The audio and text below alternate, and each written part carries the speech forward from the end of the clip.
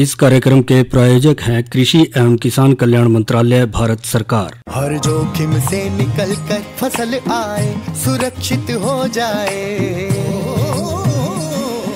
फसल बीमा से हर किसान अब आत्मनिर्भर हो जाए। संकट के समय प्रधानमंत्री फसल बीमा योजना किसानों के लिए वरदान है।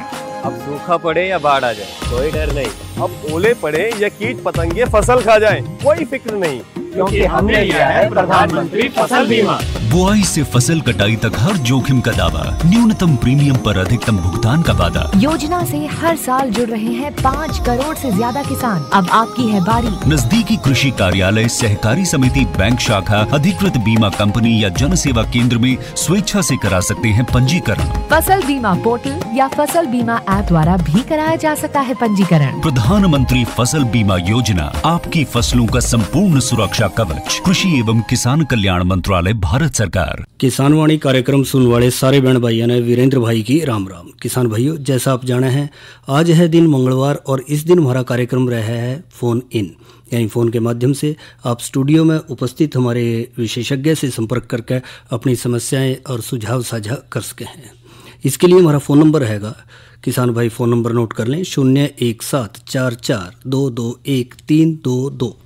फ़ोन नंबर एक बार फोन नोट कर लें, 01744221322। और आज का हमारा विषय है गर्मियों में दुधारू पशुओं की देखभाल, और विशेषज्ञ हैं डॉक्टर अमित कुमार जी, पशु चिकित्सक, राजकीय पशु चिकित्सालय किरमिच, कुरुक्षेत्र से, और इनसे बातचीत कर रहे हैं गिरधारी भाई।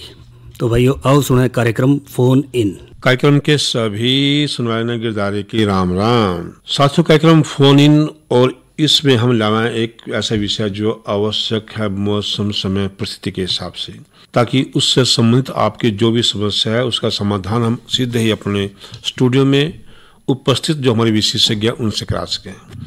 आज उस कड़ी का जो हमारा विषय रहेगा वो रहेगा गर्मियों में दुधारू पशुओं की देखभाल, और बातचीत में हिस्सा लेंगे डॉक्टर अमित कुमार, जो पशु चिकित्सक हैं, राजकीय पशु चिकित्सालय किरमिच, कुरुक्षेत्र के अंदर। डॉक्टर साहब, आपका कार्यक्रम में स्वागत है। धन्यवाद सर। जो साथी देर से अपना रेडियो सेट खोलने हैं उनको बता दें कि जो हमारा संपर्क सूत्र रहेगा वो रहेगा 221-322। जो साथी कुरुक्षेत्र से बाहर के हैं या मोबाइल से फ़ोन करेंगे उनके लिए STD कोड भी ज़रूरी है, वह 01744 यानी 01744-221-322। डॉक्टर साहब, मौसम का प्रभाव व्यक्ति के ऊपर, फसल के ऊपर और पशुओं के ऊपर, सबके ऊपर पड़ता है, और हर मौसम में पशु की देखभाल की आवश्यकता विशेष रूप से होती है। अब मौसम बदला है, काफ़ी गर्मी हुई है, और गर्मियों में अब लू का समय भी आ गया। ऐसे में जरूरत पड़ेगी जो हमारे दुधारू पशु हैं उनकी विशेष देखभाल की, क्योंकि अक्सर ये कहते हैं कि जैसे गर्मी आएंगी पशु दूध सूख जाएंगे, तो हम उलाना तो देते हैं पशु को, लेकिन उसकी किस तरह से देखभाल करनी है उसे भूल जाते हैं। आज यही जानना चाहेंगे कि जो ये मौसम अब गर्मियों का आ गया जिसमें लू चलने वाली है, तो उसमें किस तरह से हम दुधारू पशुओं की देखभाल कर सकते हैं। जी देखिए, जो ये गर्मी का समय है जी, खासकर ये मई जून का जो समय है, इसमें जो दूध की जो उत्पादन क्षमता है जी पशुओं की, वो 20 से 30% तक वैसे ही घट जाती है जी, क्योंकि पशु का जो शरीर का जो उसका ध्यान है, लगभग उसकी जो एनर्जी है वो अपने शरीर के टेम्परेचर को कम करने में ज़्यादा लगती है जी। और इसमें गर्मी के साथ साथ एक समस्या हो रही है कि इस समय मई और जून में जी हरे चारे की जो उपलब्धता है वो बहुत कम हो जाती है जी। हरे चारे की उपलब्धता कम होने की वजह से गर्मियों में जो पशुओं का जो खाने पीने का सिस्टम है वो भी थोड़ा सा खराब हो जाता है, क्योंकि अगर हरा चारा उपलब्ध नहीं है जी तो पशुओं की आवश्यकता उसके अनुरूप पूरी नहीं हो पाती है जी। तो सबसे पहले तो इस मौसम में हमने ध्यान रखना है, जो खासकर इस जून के महीने में लू जी, लू यानी जो गर्म हवाएं दोपहर के टाइम पे चलती हैं, इसके हमें डायरेक्ट थपेड़ों से हमने अपने पशुओं को बचाना है जी। दूसरी जो बात है कि जो पानी की उपलब्धता है जी, अपने सभी दुधारू पशुओं को पानी की उपलब्धता 24 घंटे अच्छा, साफ, स्वच्छ, थोड़ा ठंडा पानी, ताज़ा पानी जी। हम देखते हैं कि अगर थोड़ी देर पानी खेड़ में रहता है, पानी पीने के स्थान पे अगर खड़ा रहता है, तो उसका जो तापमान है वो बढ़ जाता है जी। वो तापमान इतना बढ़ जाता है कि पशु उसको चाह के भी नहीं पी पाता है जी।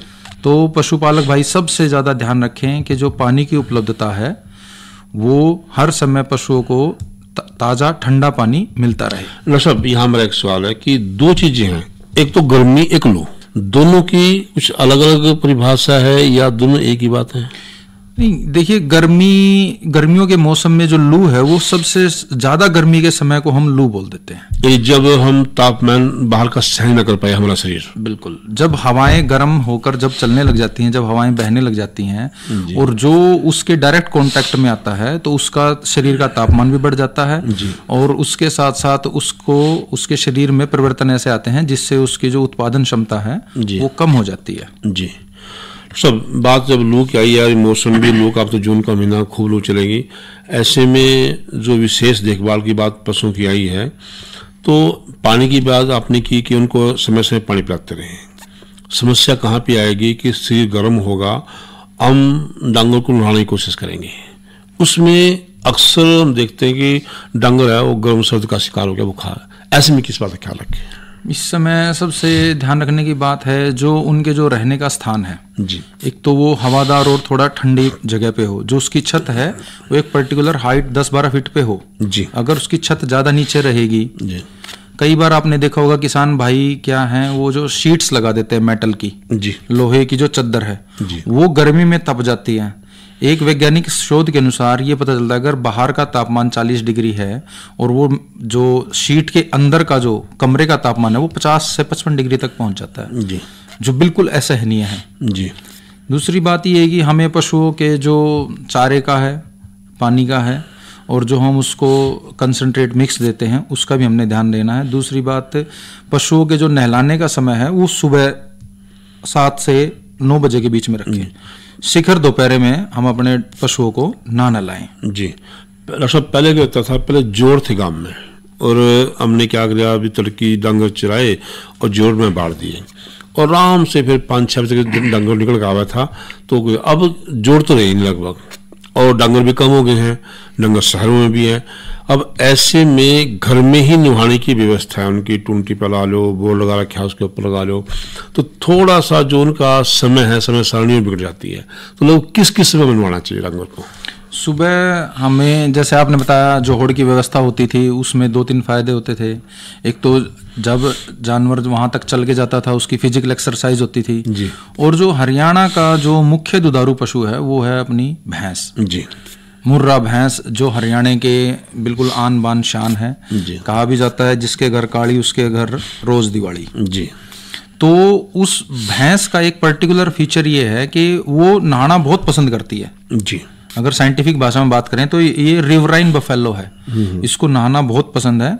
तो जितना इसको नहलाएंगे उतनी ही इसकी दूध जो देने की क्षमता है वो इसकी बढ़ती रहेगी जी। आजकल बदलते समय के साथ जोहड़ जो है वो थोड़ा साफ सफाई भी कम हो रही है, उनकी उपलब्धता भी कम हो रही है। तो या तो शाम के टाइम में 4 से 5 के बीच में पशुओं को नहलाएं या सुबह 7 से 9 के बीच में हम पशुओं को नहलाएं जी। आजकल जी जो ये मॉडर्न जो हाउसिंग सिस्टम आया हुआ है इसमें फोगर सिस्टम आया हुआ है जी। जैसे आपके पास अगर ज्यादा मात्रा में पशु हैं तो एक छत के ऊपर एक फोगर सिस्टम लग जाता है जी, जो आपको हर 5-10 मिनट के बाद वो फोग छोड़ता है जी, जिससे पशुओं को जो तापमान है वो शरीर का मेंटेन रहता है और उनको ज्यादा जोर नहीं लगाना पड़ता अपने शरीर का तापमान बनाए रखने के लिए। और ये बहुत अच्छा सिस्टम है, ज्यादा ये इतना महंगा सिस्टम नहीं है, बहुत कम लागत में 4-5 पाइप लगा के एक छोटी सी मशीन, कूलर वाली जो पानी की मशीन होती है उसके द्वारा आप इसको लगा सकते हो। तो ताकि जो हमारा जानवर है, जो डंगर हमारा पशु है, उसका शरीर का तापमान सही रहे। जो पीक गर्मी का जो टाइम होता है, जैसे आप 1 से 3 के बीच में या 12 से 3 के बीच का जो समय लगाओगे, अगर आप उसमें फोगर चला देते हैं तो एक पर्टिकुलर टाइम के बाद हर 5 या 10 मिनट बाद वो फोगर चलता है 2-4 मिनट के लिए और 5-7 मिनट के लिए बंद हो जाता है जी। ये बहुत अच्छा प्रभावी सिस्टम देखा गया है पशुओं का तापमान बनाए रखने के लिए, खासकर गर्मियों के दिनों में जी। सब ये तो बात है पशु का जो तापमान है शरीर का वो सही रखना। अब बात आएगी, हमने पानी पिलाने की बात आपने की थी। अक्सर क्या देखते हैं, जो है घर में छोटी मोटी चबच्ची बना ली और उसमें पानी इकट्ठा कर लिया और उसी में पानी पिला दिया, तो ऐसे में तो पशुओं पर दुष्प्रभाव आएगा ही। तो जब पानी पिलाना हो पशु को, कितनी बार दिखाएं और किस समय दिखाएं और क्या दिखाएं? तो पहले एक फोन ले लें। हेलो, नमस्कार जी। नमस्कार जी, कहाँ से बोल रहे हैं? मरण जी, गाँव बुढ़ी से बोल रहे जी। जी जी, कैसे हो आप? ठीक है सर जी, आप कैसे हैं जी? बढ़िया। मौसम कैसा वहाँ? मौसम तो गर्मी का ही है जी। लू चल रही है? हाँ जी, लू चल रही जी। तो क्या किया, जो अपने पशु हैं आपके पास, उन तक बचाने वास्ते क्या किया आपने? बस पशुओं का ध्यान रखा जी, पानी दानी पिलाते रहा जी, चारा चूरा पाते रहा जी। अच्छा, नहीं चारा चूरा पाओ या चारा ही पाओ? गांव के बंदे हैं गुरु जी, ऐसे हम बोल रहे। अच्छा, तो चारा सही मात्रा में चारा दो। जैसे आप तो बोलते ना जी, फिर वैसे हम भी बोलते। अच्छा, तो कितने पशु अपने पास? 5-6 है जी। अच्छा, दूध दे रहे हैं?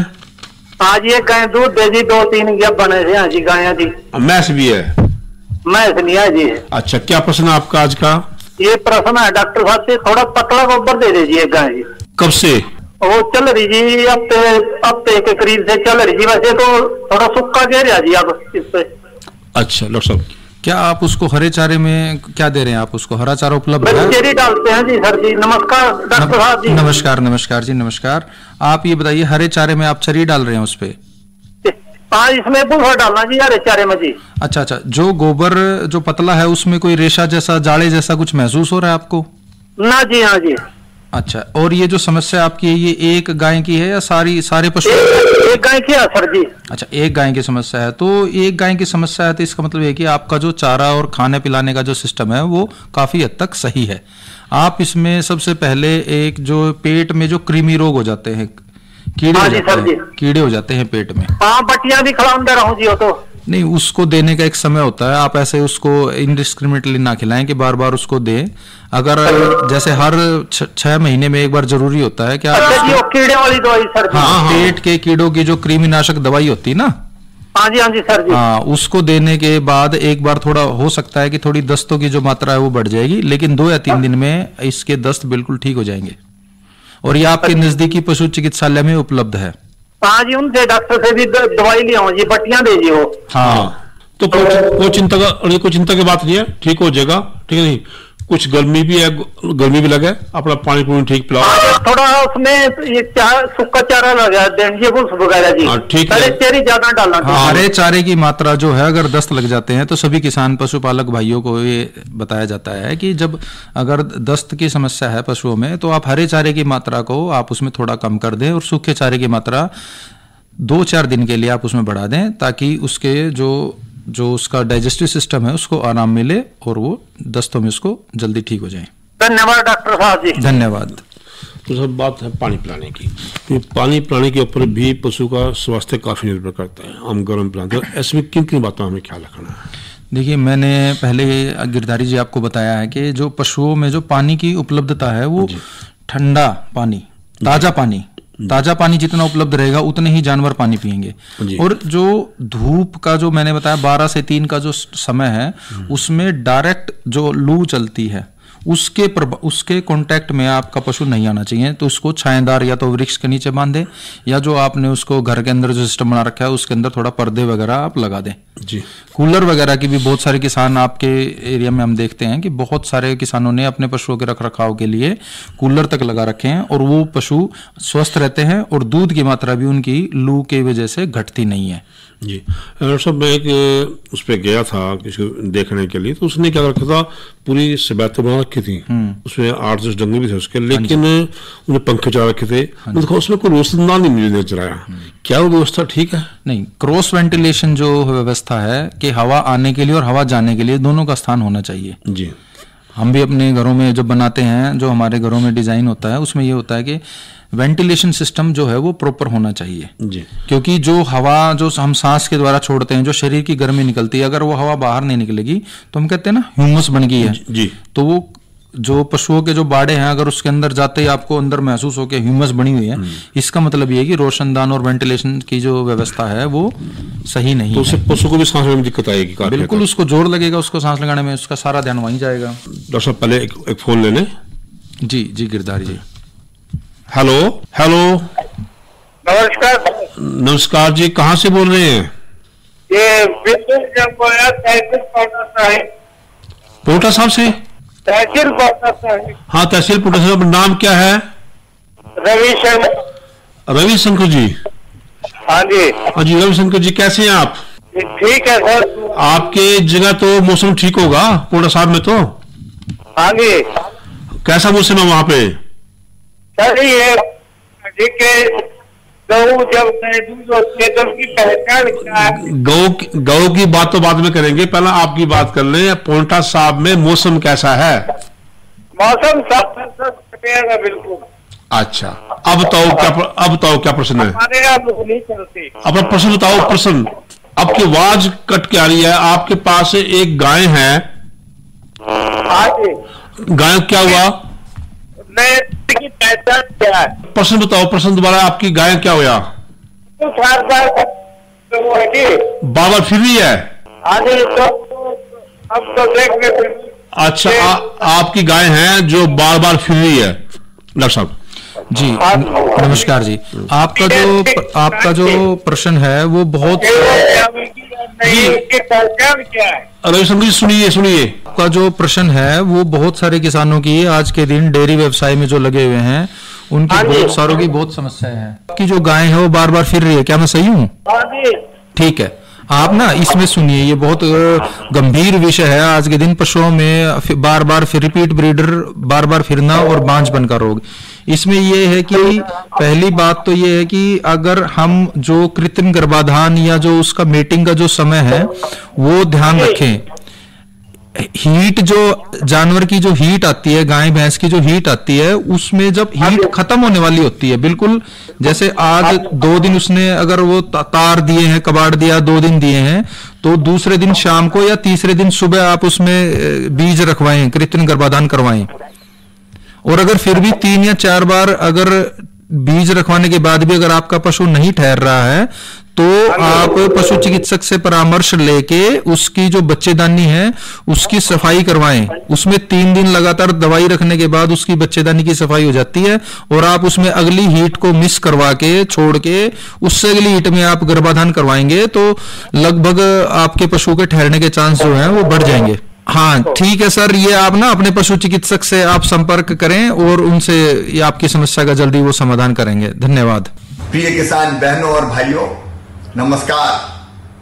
29 मई से 12 जून तक चलेगा विकसित कृषि संकल्प अभियान।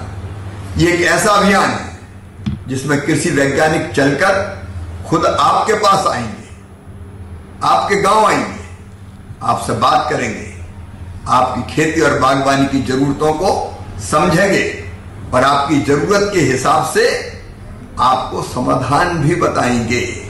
आप उनसे पूछ सकते हैं कैसे आपकी फसल अच्छी हो, उत्पादन कैसे बढ़े, लागत कैसे घटे, कौन सी नई तकनीकी अपनाएं, कीटों और रोगों से कैसे अपनी फसल को बचाएं। लेकिन यह अभियान केवल जानकारी नहीं है, समाधान लेकर आया है। तो भाइयों और बहनों, इस अभियान से जुड़िए, सवाल पूछिए, समाधान पाइए, उत्पादन बढ़ाइए, उत्पादन की लागत घटाइए और मिलकर बढ़ाइए विकसित खेती की ओर मजबूत कदम। क्योंकि जब खेती विकसित होगी तभी साकार होगा विकसित भारत का सपना। जय जवान, जय किसान, जय विज्ञान, जय अनुसंधान।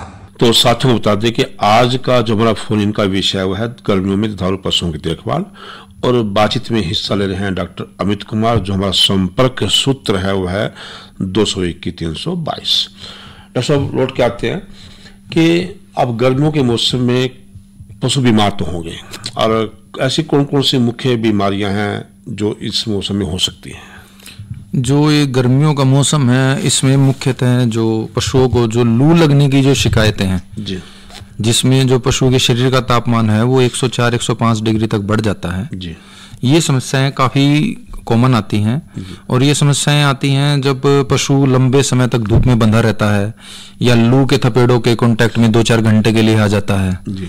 तो उसमें क्या है, उसके शरीर पे आप ठंडे पानी की जो पट्टियां हैं सिर पे वो 2-4 घंटे के लिए करें, तब उसका शरीर का जो तापमान है वो नॉर्मल आ जाएगा और उसको पीने के लिए पर्याप्त मात्रा में ठंडा पानी उपलब्ध करवाएं। जी डॉक्टर साहब, अब एक समस्या देखने में आई कि दस्त लगते हैं पशुओं को। एक तो कारण उसका होता है कि उसका जो आहार है वो या तो संतुलित नहीं है या हरे ज्यादा है। दूसरा होता है गर्मी। अब ये दोनों अवस्था में दस्त की समस्या आ सकती है, कैसे पहचानेंगे कि ये दस्त जो है आहार के कारण है या गर्मी के कारण है? देखिए, अगर आपके घर में 6 से 7 पशु हैं और अगर सभी को दस्त लगे हुए हैं तो इसका मतलब ये है कि जो दस्त का जो कारण है वो आहार है जी। और किसी 1 या 2 पशु को अगर दस्त की समस्या है तो वो हो सकता है कि उसको या तो उसके पेट की कीड़ों की वजह से दस्त हो जी, या उसको एक गर्मी की वजह से दस्त हो गए हैं जी। तो ये बड़ा आसान है। अगर आपके सारे पशु प्रभावित हैं तो या तो आपके रहने सहने, आपकी देखभाल में उसमें उसकी वजह से है, या खाने पीने की व्यवस्था में दिक्कत है, व्यवस्था में पानी पीने की जगह पे या खाना खाने की जगह पे या रहने की जगह पे अगर सारे पशु प्रभावित है जी। और अगर इक्का दुक्का पशु प्रभावित है जी जी। हाँ, सब पर एक फोन ले ले जी सर। हेलो हेलो, नमस्कार। नमस्कार जी, कहाँ से बोल रहे हैं? मैं इंदिराज, गांव नागगढ़। इंदिरा जी, कैसे हैं आप? हाँ जी। कैसे हो आप? ठीक ठाक जनाब। घर में सब ठीक हैं?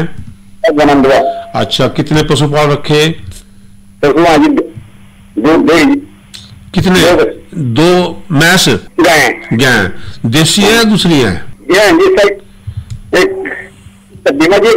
अच्छा, तो आज का प्रश्न क्या है? देसी बछड़ी है, क्या क्या है? तो इसके क्या हो रहा? आगे की हो रही हो? हाँ जी। आगे की नहीं हो रही? अब बछड़ी है, उसकी समस्या क्या? आगे की हो रही, क्या नहीं हो रही? बोल नहीं रही है, आगे की नहीं हो रही है, ठहर नहीं रही है। जो गिरता था आपकी, श्रीमान जी आपकी ना आवाज कट रही है। आप अगर घर के अंदर है थोड़ा बाहर आ जाइए ताकि आप रेंज में आ जाए, हम आपका प्रश्न समझ सकें। बिल्कुल आवाज कट रही है श्रीमान जी आपकी। बताइए आपका प्रश्न, आप सुन रहा है मुझे, बताइए। बछड़ी की क्या समस्या बता रहे थे आप? बार बार फिर रही है?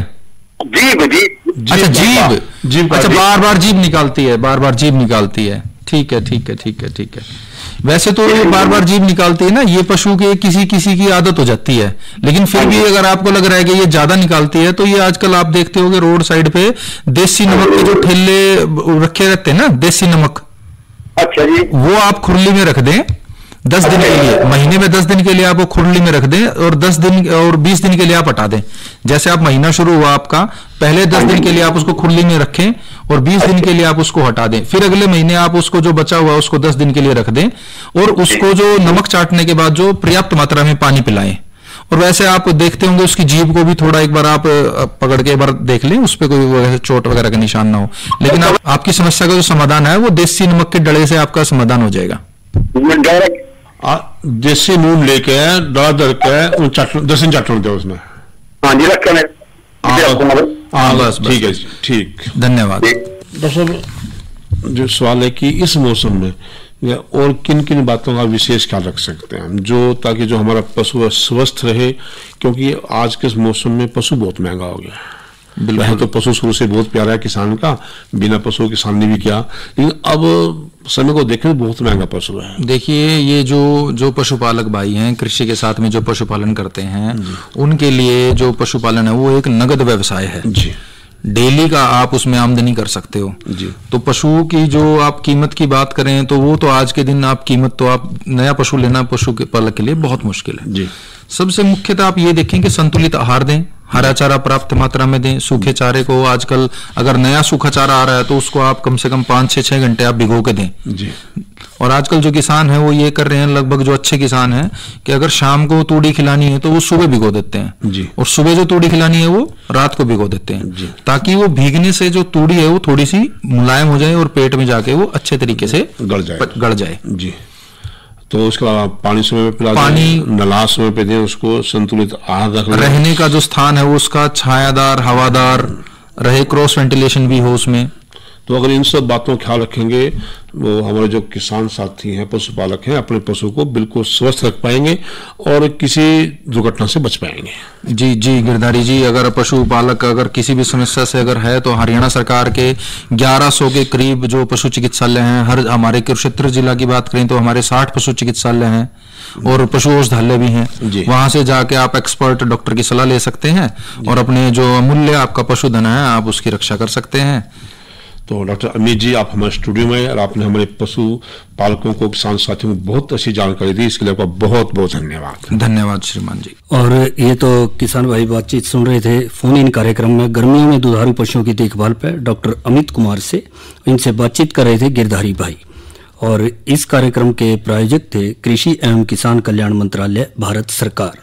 अरे अरे अरे क्या कर रहा है? इधर इधर इधर हम बोल रहे हैं तेरे बीजू का। उतला बोल रहा है? पक्षियों से तो हम खेत को बचा लेते हैं, पर इन घातक रसायनों से कैसे बचाएं? मतलब? देख बेटा, तू जो ये अंधाधुंध रसायन मिलाता है ना, मिट्टी की सेहत बिगड़ने लगी है। और जब माटी ही कमजोर पड़ जाएगी तो उपज कैसे सेहतमंद होगी? अरे पहले ऐसा नहीं था। पूछना अपने बड़े बुजुर्गों से, कैसे फसल लहलहाती थी, शुद्धता झलकती थी। हाँ, माटी भी तंदुरुस्त और लोग भी। अरे अब पहली वाली बात कहाँ? पर अब तो सब यही डाले हैं। सब नहीं, आज भी लाखों जागरूक किसान परंपरागत विधि से फसल उगा रहे हैं। खर्चा कम और उपज की कीमत भी बेहतर पा रहे हैं। सच है?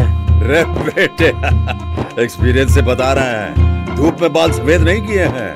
हाँ। ठीक है भाई, मैं भी आज से जैविक खेती शुरू करूंगा। माटी से प्रेम की परंपरा है, परंपरागत खेती। इसी के साथ हमारे आज के किसान वाणी कार्यक्रम का समय समाप्त हुआ। तो वीरेंद्र भाई और गिरधारी भाई ने इजाजत दो। अच्छा भाइयों, राम राम।